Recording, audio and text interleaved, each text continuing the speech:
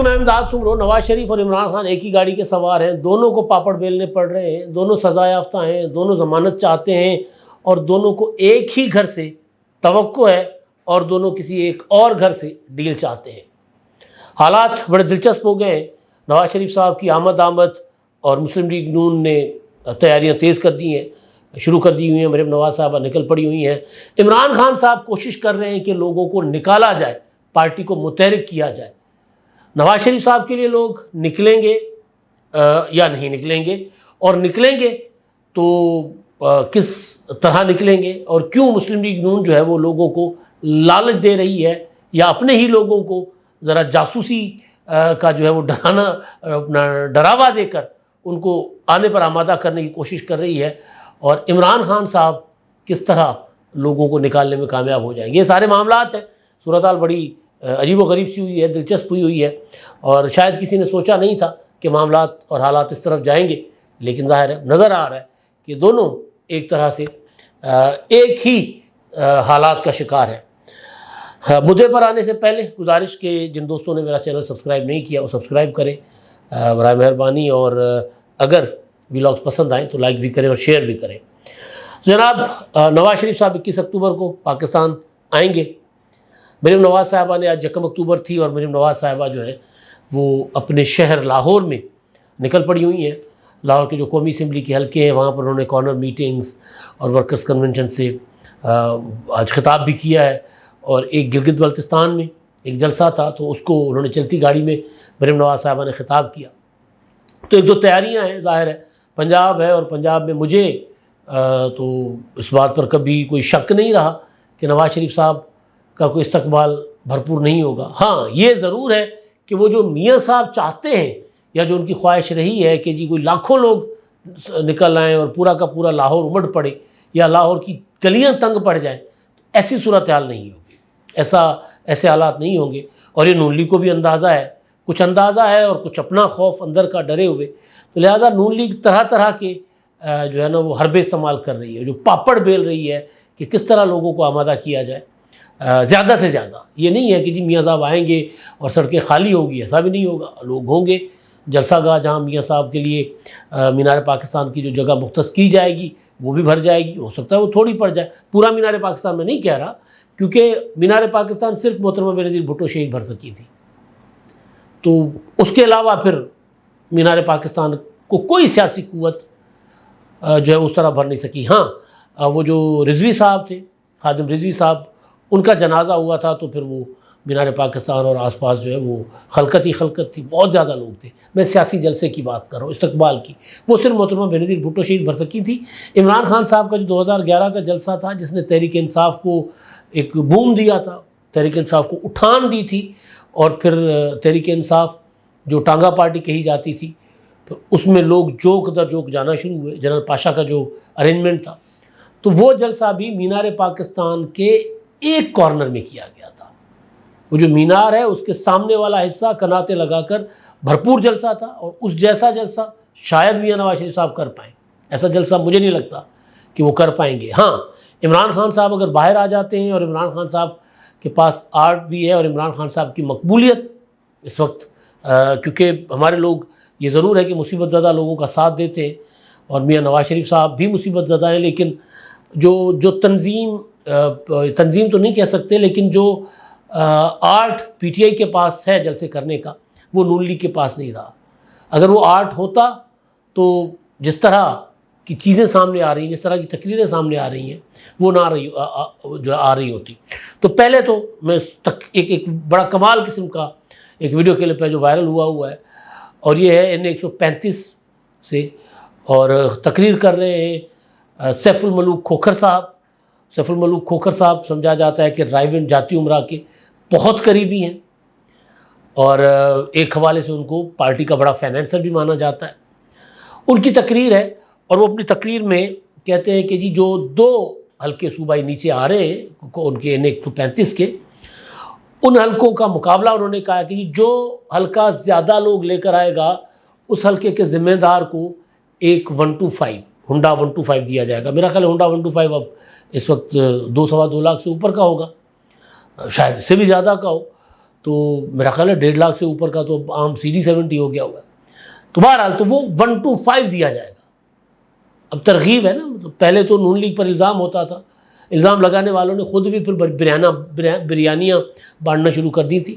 نون league پر الزام ہوتا تھا کہ جی یہ قیمے والے نان پر لوگوں کو بلاتے ہیں.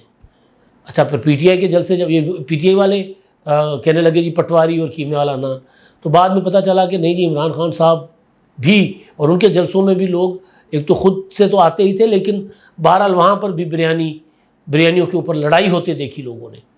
اور پھر چاہے وہ اپنا بند کمروں کے ہوتا نا ہالز کے اندر ہونے والے کنونشنز تھے یا پھر بڑے جلسے تھے, تو اس میں دیکھا گیا کہ جناب لوگوں کو بریانیاں دی گئی. تو انہوں نے جوابی الزام لگایا بریانیوں کا, لیکن یہ معاملہ بریانیوں سے اور اس سے آگے چلا گیا ہے, معاملہ آگے ہنڈا تک. اچھا, ایک تو یہ بات. دوسری وہ جو رانا ثناء اللہ صاحب کی ویڈیو وائرل ہے, انہوں نے کہا کہ جی ہم نے ایک اپنا وہ جو پاپڑ بیلنے کی میں بات بتا رہا ہوں نا, کہ جی ہم جو لوگ نہیں آئیں گے جن کی ذمہ داریاں ہیں لوگوں کو لانے کی, اور جو ذمہ داری اور جتنے لوگ 500 انہوں نے بتایا تھا کہ جی لوگ MNMP کو ٹاسک دیا گیا ہے پورے صوبے میں کہ 500 لوگ لے کر آئیں, تو اگر وہ نہیں لائیں گے, کم لوگ لائیں گے, تو بھی ان کا ایک پورا حساب کتاب رکھا جائے گا.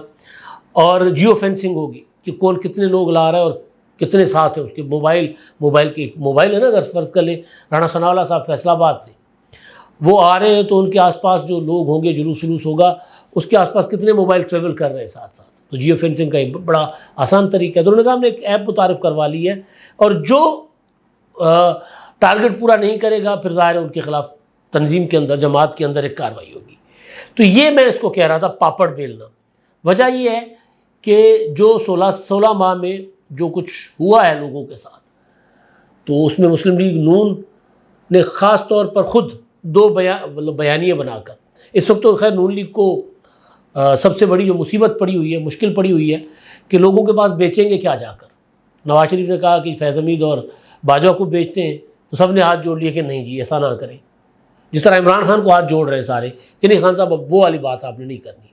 تو خان صاحب کو بڑا سمجھا ہے نا, کئی بار خان صاحب نے کہا بھی کہ مجھے کہا جا رہا ہے کہ جی آپ نام نہ لیں, اور پھر 9 مئی کے بعد بھی خان صاحب نے کئی بار خود کہا کہ چلے جی میں نے چھوڑ دیا سارا کچھ, آئیں میرے ساتھ بیٹھے. تو بالکل اسی طرح یعنی اینٹی اسٹیبلشمنٹ جو بیانیہ ہے وہ نہ نواز شریف صاحب کی پارٹی اس کا بوجھ اٹھانے کو تیار ہے, اور نہ عمران خان کی پارٹی اس کا بوجھ اٹھانے کو تیار ہے. جو روپوش ہیں وہ لوگ تھوڑا سے کوئی ٹویٹ کر دیتے ہیں, اور جن کو جو گرفتار نہیں ہیں, جو رہاں ہیں, جو باہر ہیں, وہ لوگ اس پر بات ہی نہیں کرتے.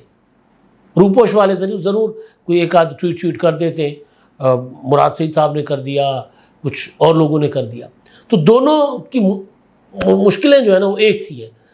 اسٹیبلشمنٹ کے ساتھ تعلقات کے حوالے سے بھی نواز شریف صاحب کے تعلقات اچھے ہیں, لیکن اگر نواز شریف صاحب باجوہ صاحب اور فیض حمید کا نام لیتے ہیں تو وہ ادھر سے پھر روٹھا ہوا پیغام آ جاتا ہے, اور پوری پارٹی بھی روٹ جاتی ہے. عمران خان صاحب کے ساتھ بھی یہی ہے. عمران خان صاحب کے معاملات اسٹیبلشمنٹ کے ساتھ خراب ہیں, اور وہ اس کو پارٹی کہتی ہے عمران خان صاحب کو کہ جی آپ ذرا ہتھولا رکھیں. اب جیل میں بیٹھے ہوئے بیچارے وہ کیا ہتھولا رکھیں گے. تو معاملات ایک سے, مصیبت ایک سی ہے. تو نون لیگ کے لیے مسئلہ یہ ہے کہ اب وہ کیا اپنا موقف لے کر چلیں, لوگوں میں بیچیں کیا. کیونکہ جب وقت تھا یکسو ہو کر چلنے کا, تو اس وقت بھی میں کہتا تھا کہ یہ جو ہے نا 2 موقف یا دوگلاپن, حکومت بھی کر رہے ہیں اور حکومت نہیں بھی کر رہے. یہ کہنا کہ جی پیٹرول کی قیمتیں ہم نے شہباز شریف نے بڑھا دی ہیں, لیکن نواز شریف صاحب نے اس کی مخالفت کر دی ہے. پھر یہ کہہ دینا کہ جی ہماری تو حکومت ہی نہیں ہے. میرے نواز صاحبہ نے کئی بار کہا نا بھائی مسلم لیگ نون کے سارے وزیر بیٹھے ہوئے تھے, امپورٹنٹ منسٹریز ان کے پاس تھی, وزارت اپنا خزانہ ان کے پاس, وزارت داخلہ ان کے پاس, وزارت تجارت ان کے پاس, ساری وزارتیں ان کے پاس تھیں. ایک بڑی وزارت جو ہے مسلم لیگ سے باہر تھی, اور وہ تھی خارجہ کی, اور ایک نوید قمر صاحب کے پاس میرا خیال ہے تجارت کی تھی, ہاں کامرس کی ادھر تھی. تو بہرحال تو بڑی وزارتیں جو تھیں جتنی میٹر کرتی تھی وہ ساری کی ساری وزارتیں تو ان کے پاس تھی. تو اس کے باوجود جب یہ بات کر رہے ہوتے تھے نا کہ ہماری حکومت نہیں ہے, ہماری حکومت ہوتی تو میاں نواز شریف صاحب واپس آتے, تو یہ ڈیمیج حکومت کی کارکردگی سے زیادہ حکومت کو ڈسون کرنے کا جو تھا نا کہ لوگوں کو یہ کہیں کہ جناب ہم تو دیکھیں نا، ہم تو حکومت میں نہیں ہیں، یعنی ایک مسلم لیگ حکومت میں، دوسری مسلم لیگ حکومت میں نہیں ہے، اور جو مسلم لیگ حکومت میں نہیں ہے وہ یہ سمجھ کر حکومت میں نہیں تھی، یا یہ اس لیے جتایا جا رہا تھا کہ ہم حکومت میں نہیں ہیں تاکہ حکومت کی کارکردگی سے جان چھڑا کر جب الیکشن آئے گا تو عوام میں جا کر کہیں گے دیکھیں ہم تو حکومت میں نہیں تھے۔ تو لیکن ظاہر ہے لوگ تو، عوام تو سیاسی ہیں، اور پاکستان جیسے ملک میں تو لوگ پورے ایک سیاسی نہیں، سوا سیاسی ہیں۔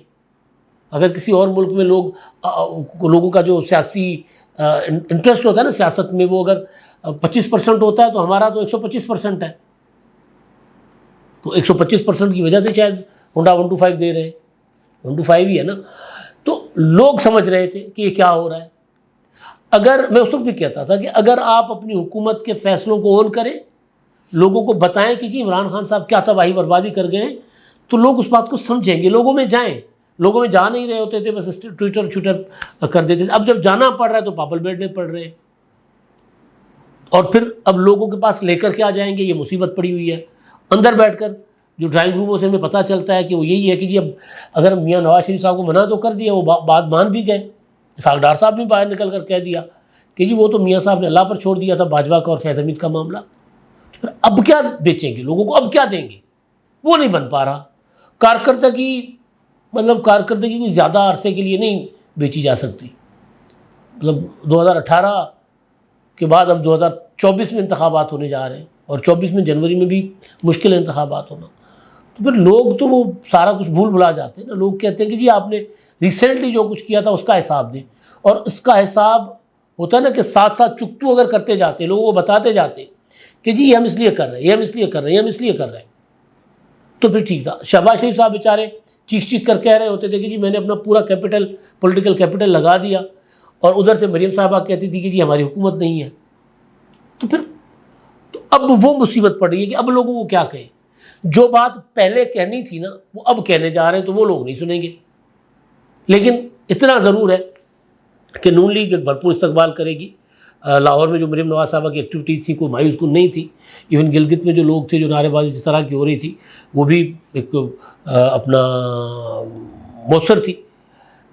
اب ظاہر ہے ہلکا ہلکا وہ جا رہے ہیں، اور جیسے لوگوں میں جائیں گے تو پھر نون لیگ کے لوگ تو واپس جڑیں گے نا نون لیگ کے ساتھ، تو نون لیگ کے لوگ تو جڑ رہے ہیں، نکل بھی رہے ہیں۔ عمران خان صاحب کے متعلق خبریں ہیں کہ جی وہ اپنے لوگوں کو وکلا کے ذریعے کہہ رہے ہیں کہ یار کسی طرح آپ لوگوں کو کہیں نکلیں، پارٹی کے لوگوں کو کہیں، لیڈرز کو کہیں کہ لوگوں کو نکالیں۔ اب لیڈرز ڈر کے بیٹھے ہوئے ہیں، کوئی ضمانتوں پر ہیں، کوئی مفرور قرار دیے گئے ہیں، کوئی بلوں میں چھپے ہوئے ہیں، کوئی سامنے آ ہی نہیں رہے، ٹی وی ٹاک شوز میں نہیں آ رہے۔ ہو سکتا ہے ٹی وی ٹاک شوز میں ٹی وی والے نہ لیتے ہوں پابندیوں کی وجہ سے، لیکن کچھ لوگوں کو تو لیا جاتا ہے، کچھ تو آتے ہیں۔ تو عمران خان صاحب کے ساتھ بھی یہی مسئلہ ہے۔ اچھا، اب خان صاحب کی ضمانتیں وہ کل اگلے ولاگ میں، صبح کے ولاگ میں بتاؤں گا کہ کل ان کی اسلام آباد ہائی کورٹ میں 9 مقدمات ضمانت کے لیے فکس کر دیے، اور جو فیصلہ محفوظ تھا وہ اپنا سنایا جائے گا، کاز لسٹ پہ آ گیا ہوا ہے وہ۔ اب عمران خان صاحب الیکشن کے حوالے سے عمران خان صاحب کی نظریں چیف جسٹس صاحب کے اوپر ہیں کہ انتخابات کروائے جائیں، نواز شریف صاحب کی نظریں بھی چیف جسٹس صاحب کے اوپر ہے کہ اگر کوئی ان کے ساتھ کوئی ہینکی پھینکی ہو گئی، کوئی گڑبڑ ہو گئی، کوئی جیل میں پھینک دیا گیا انہیں، تو چیف جسٹس صاحب ان کو ظاہر وہ آئین اور قانون کے مطابق چلیں گے، تو آ بھی اس لیے رہے ہیں، ورنہ بندیال کے ٹائم پر آ جاتے، نہیں آئے۔ تو خان صاحب کی امیدیں بھی چیف جسٹس صاحب کے ساتھ ہیں۔ اب وہ پی ٹی آئی والے تو اب تعریفیں کرتے نہیں تھکتے جی وہ آئین اور قانون، حالانکہ جسٹس قاضی فائصہ صاحب کے خلاف جو سازشیں کی عمران خان صاحب نے اور پی ٹی آئی نے، وہ مطلب بے شمار، اتنی سازشیں، اور پھر پریس کانفرنسز تک کی، تو ان کی امیدیں بھی ادھر ہیں اور نواز شریف صاحب کی امیدیں بھی ادھر ہیں۔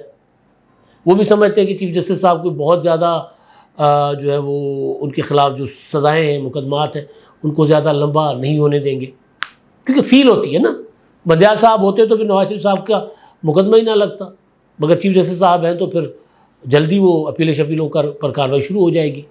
قاضی فائصہ صاحب ہیں تو وہ یہ سوچ رہے ہیں۔ تو اب یہ ساری صورتحال ہے، اور دوسری طرف میاں نواز شریف صاحب ظاہر اسٹیبلشمنٹ کے ساتھ معاملات طے کر کے آ رہے ہیں، اور عمران خان اسٹیبلشمنٹ کے ساتھ معاملات طے کرنے کی کوششوں میں ہیں۔ صدر مملکت کو بار بار میسج بھیج رہے ہیں کہ یار کچھ کرو بھائی، مجھے اڈیالہ میں اب رہا نہیں جاتا مجھ سے. اڈیالہ ادھر تو عیاشی تھی اٹک میں، ٹھیک تھا، بڑا مناسب انتظام تھا. حالانکہ وکیل پہلے آ کے کہتے تھے نہیں نہیں نہیں نہیں وہاں ٹھیک نہیں ہے معاملات، لیکن اب جب وہ وہاں سے اڈیالہ منتقل ہو گئے تو وکیل کہہ رہے نہیں وہاں جو سہولتیں تھیں وہ یہاں نہیں دی جا رہی. تو خان صاحب بھی چاہتے ہیں کہ اسٹیبلشمنٹ کے ساتھ کوئی معاملات طے ہوں، اور نواز شریف صاحب چاہتے ہیں کہ اسٹیبلشمنٹ کے ساتھ معاملات خراب نہ ہوں. تو غم سانجھا ہے، دکھ سانجھا ہے، تکلیف سانجھی ہے، حالات ایک جیسے ہیں، معاملات ذرا ڈفرینٹ ہے. اب تک کے لیے اتنا ہی. اللہ حافظ.